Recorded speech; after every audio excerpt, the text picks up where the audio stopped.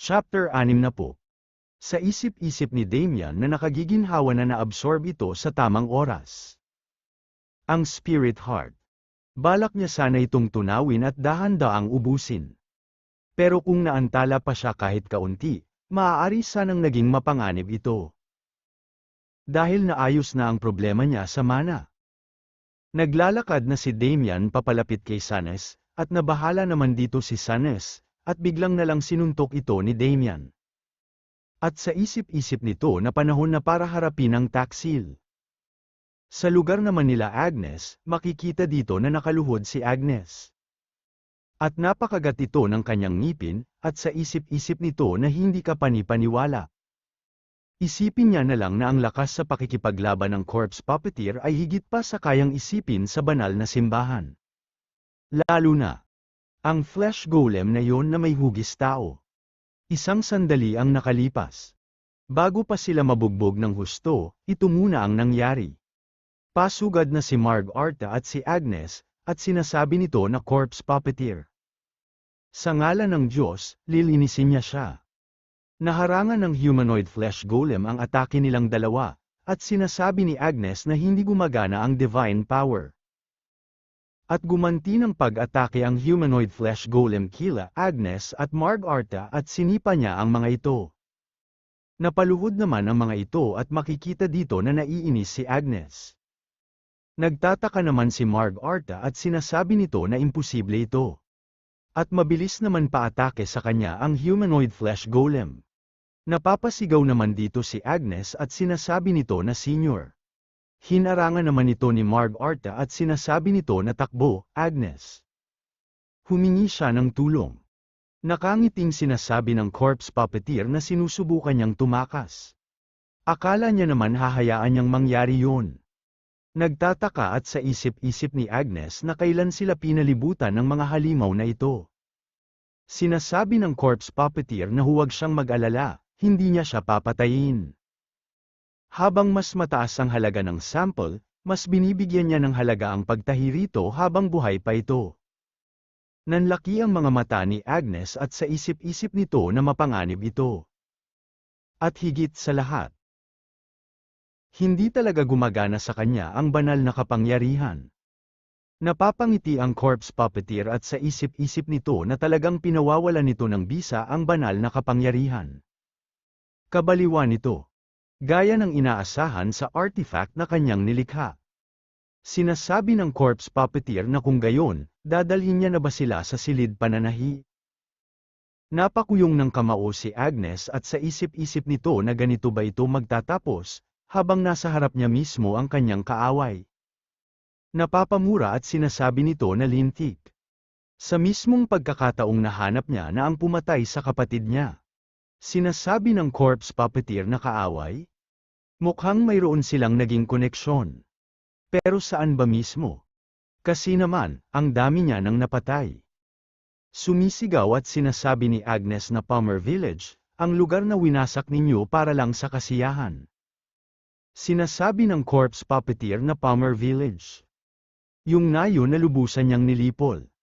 May mga kamag-anak ba siya roon? Galit na sinasabi ni Agnes na isa siya sa nakaligtas mula sa nayo na yun. At sumisigaw at tinatanong nito kung bakit niya ginawa yun. Para saan? Dahil sa kanya, ang mga tiga nayon, at ang kapatid niya na isang paladin, namatay rin. Huminga ng malalim ang corpse puppeteer at tumawa ito ng napakalakas, at sinasabi nito na isang paladin ang kapatid niya. Isa itong obra maestra.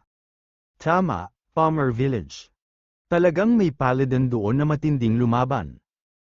Siya ang pinakamaganda na materyales. Nagtataka naman dito si Agnes, at sinasabi nito na ano ang ibig niyang sabihin na materyales. Sinasabi ng corpse puppeteer na oo, hindi lang siya basta-basta pumapatay ng tao nang walang pakundangan. Puputulin niya muna ang mga magagandang bahagi, tapos bubuhayin niya sila bilang mga undead. Tinatanong nito kung gusto niya bang bumati. Nanginginig at tinatanong ni Agnes kung ano ba ang pinagsasabi niya. Sinasabi ng corpse puppeteer na narito ang kapatid niya. Hinanap-hanap niya siya, di ba? Napatitig dito si Agnes at napapaluha ito. Tinanggal na ng humanoid flesh golem ang kanyang mask. Napagulgol si Agnes at sinasabi nito na hindi. Ang masayahin niyang kapatid ay napalitan ng malamig at malungkot na mukha. Napagulgol si Agnes sa lupa at sinasabi nito na hindi maaaring totoo yan. Napatawa ng sobrang lakas ang corpse puppeteer at sinasabi nito na kay gandang pakinggan yan. Noong araw na yun, talagang kahanga-hangang panoorin si Kite na nagsisikap ng mag-isa. Malamang na naantig din ang Diyos, kaya naman binigyan niya siya ng isang tanda. Halos mawala sa kanya ang lahat ng flesh golem na dala niya noong araw na yun, alam niya ba? Gusto niya bang malaman kung paano niya yun nasolusyonan? Ikukwento niya sa kanya. Sumisigaw at sinasabi ng corpse puppeteer na tama na yan. Kung gusto nilang mabuhay ang mga natitirang taga-nayon, sumuko sila. May sumisigaw na isang babae at humihingi ito ng tulong. Napaluha naman ang kapatid ni Agnes sa nakita nito. Dumating ang corpse puppeteer na sakay sa isang malaking flesh golem, at nakangiti ito, at sinasabi nito na tama nga ang hinala niya, talagang dekalidad na materyales siya. Tignan niya. Ito ay isang obra maestra sa gitna ng mga obra maestra, yan ang kuya niya na si Kite. Kaya ano ang dapat niyang gawin sa kanya? Dapat ba siyang gumawa ng mga flesh golem na magkakapatid? Sinasabi ni Agnes na hindi niya siya mapapatawad. At batid ng corpse puppeteer na dahil magkadugo sila, mas mabuti bang pagsamahin na lang sila ni Kite? Napakahirap namang magdesisyon. Sige, dalhin niya siya sa kanya. Papunta na ang mga golem kay Agnes, at tahimik lang si Agnes na nakayuko. Sinasabi ni Agnes na hinding-hindi niya siya mapapatawad corpse puppeteer. Ibalik niya ang kapatid niya. Biglang nagliwanag ang kinaroroonan ni Agnes, at nagkaroon ito ng mapanirang aura. Mangha-mangha naman dito si corpse puppeteer at sinasabi nito na my God. Totoong nagpapasalamat siya dito. Sa pagbibigay sa kanya ng isa pang piraso ng pinakamahusay na materyales. Chapter 61. Isang stigmata. Isang kalagayan kung saan tumatanggap ang isang tao ng dakilang pabor mula sa Diyos. At pinagkalooban ng napakalaking kapangyarihan. Nakamit na ngayon ni Agnes ang napakalakas na kapangyarihang yun. Galit na sinasabi ni Agnes na hindi niya siya mapapatawad kailanman, corpse puppeteer. Nakangiting sinasabi ng corpse puppeteer na gusto niya yan. Sisimulan na ba nila ang ikalawang panayam para sa susunod na kandidato sa kanyang obra maestra? Sumugod na ang mga flesh golem kay Agnes, at madali lang naman ito winasak ang mga flesh golem sa isang atake. Sinasabi ng corpse puppeteer na gaya ng inaasahan, hindi kapanipaniwala ang kapangyarihan ng stigmata. Pero wala itong saysay. Sinipa ni Kite si Marg Arta, papunta kay Agnes. Nasalo naman ito ni Agnes. Sumugod na si Kite, at sinasabi ng corpse puppeteer na sa harap ng kapangyarihang kanyang ipinagkaloob. Binitawan ni Agnes si Marg Arta at ginagamot niya ito, habang inaatake nito ang flesh golem na si Kite. Sa isip-isip ng corpse puppeteer na hindi ba kumakalat ang banal na kapangyarihan? Walang bisa ba ang kapangyarihan ng isang mahiwagang kagamitan laban sa stigmata? Hindi karaniwan ang mga taong nakakayanan yun. Kaya malamang na hindi niya man lang alam. Mayroon pa bang iba sa kanila na buhay?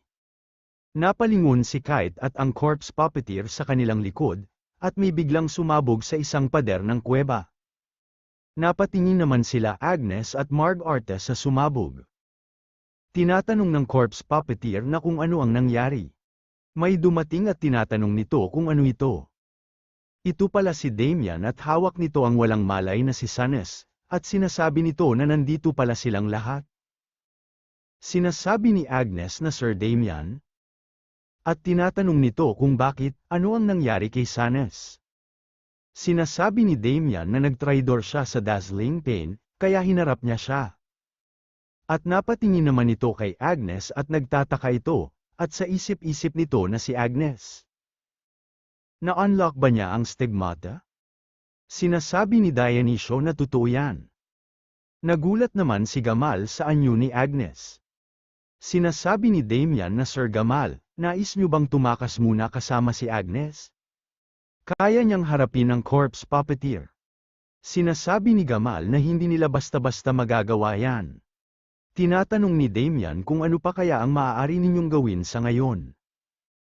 Sa isip-isip ni Damian na kailangan nilang umalis para matanong niya ang gagong si Dorgo tungkol sa impormasyon. Sinasabi ni Dionyso na hoy. Tama si Sir Damian.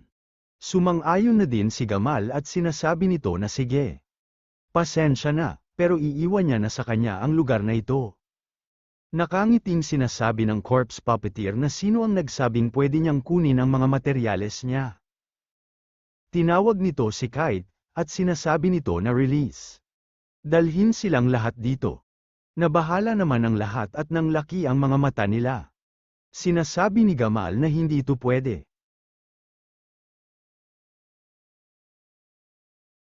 Ang enerhiyang iyan ay kapantay ng antas pang high class. Paatake na ang flesh golem at sumisigaw si Gamal at sinasabi nito na mag-ingat sila. Nakagawa ng malakas na pagsabog ang atake ng flesh golem. Naharangan ito ni Agnes, at sinasabi nito na lahat sila, gawin nila ang sinabi ni Sir Damian at umalis na sila rito. Sa isip-isip ni Damian na gaya ng inaasahan niya, hindi niya na kailangang makialam. Sinasabi ni Agnes na Sir Damian, pakipaubaya na lang sa kanya ito. Sinasabi ni Damian na ang golem ba? Para saan naman? Sinasabi ni Agnes na dahil kapatid niya siya. Sa isip-isip ni Damian na kapatid niya pala ito. Ginagamit ba siya sa loob ng golem na yon? Basura pa rin gaya ng dati ang corpse puppeteer. Sinasabi ng corpse puppeteer kay Kite, kung maaari, dalhin niya silang lahat ng buhay. Sinasabi ni Gamal na ngayon na, Dionyso. Wala silang maitutulong dito, kaya tumakas na sila. Agnes. Kailangan niyang sumunod agad. Sumisigaw at sinasabi ng corpse puppeteer na kung sino ang nagbigay sa kanila ng pahintulot na tumakas. At sa isip-isip nito na nako. Nauubusan na rin siya ng mga flesh golem. Ginamit nito ang kanyang hawak, at nagpalabas ito ng kabayo, at sinasabi nito na Kite. Panag-utan niya ito at dalhin niya ang dalawang yan sa sewing room. Lalo na ang lalaking iyon. Sinasabi ni Damian na yung hayop na yun. Mabilis na hamarang ang flesh golem na si Kite kay Damian, at agad naman na sumunod dito si Agnes at inatake niya ito, at sinasabi ni Agnes na umalis na siya agad Sir Damian. Mabilis naman tumugon si Damian at sinasabi nito na sige. At magkita sila mamaya. Biglang nagalit ang flesh golem na si Kite, at napapasigaw ito, at umatake na ito kay Agnes, at nablock naman ito ni Agnes, at napigilan nito ang kanyang paggalaw, at humihingi ito ng paumanhin sa kanyang kapatid, at sinasabi nito na huli na siya, di ba? Tumatakbo naman sila Dionyso, Gamal, at si Marg Arta, at kasunod nila ang corpse puppeteer na humahabol sa kanila, at tumatawa at sinasabi nito na huminto sila riyan. Mabilis naman nakahabol si Damian at nasa tabi niya na ito, at sabay nitong pinutol ang paa ng flesh golem na kabayo. Nahulog ang corpse puppeteer at nagpagulong-gulong ito sa lupa. Tinapakan ni Damian ito, at napapasigaw. Nakangiting sinasabi ni Damian na sa wakas ay silang dalawa na lang, hayop siya. Sinasabi ng corpse puppeteer na hindi niya akalain na magagawa niyang talunin ang pinakamalakas niyang manika at makarating dito. Grabe, siya talaga ang pinakamagaling.